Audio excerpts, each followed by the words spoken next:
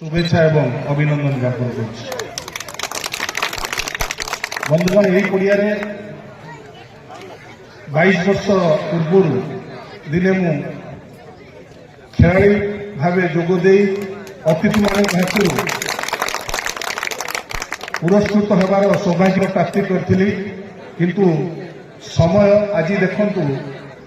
जी दिने पड़िया खेलुला आज से खेलाड़ी मान सम्मानित करने आज उपस्थित हुई विशेष धन्यवाद देवी आयोजक बंधु मानू जो माने दीर्घ वर्ष धरी एक सर्वभारतीय स्तरीय टूर्नामेंट आयोजन करुछंती जोंथिरे एकाधिक राज्य बाहर मध्य दल आसुचंती प्रतियोगी माने आसुचंती सेमाने तांकर दक्षता को प्रदर्शन करुछंती निश्चित यह आम केवल बंद नुहे ये आम जिला एक गर्वर विषय दीर्घ वर्ष धरी ये अंचलवासी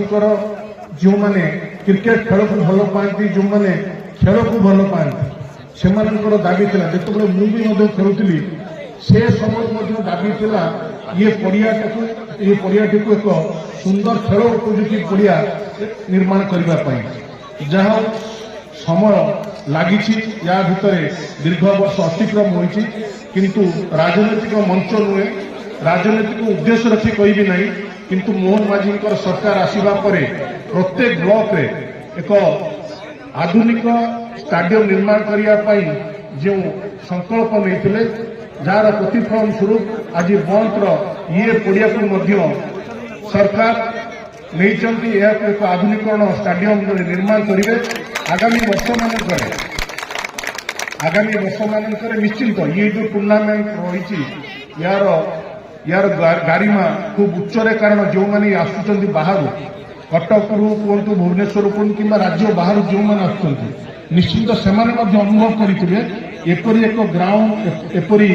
दर्शक एपरी आयोजक खूब कम जगह देखा मिले कारण मुझे खेल मुझे अनुभव कर अनेक जगह को समय समय आम खेलुलू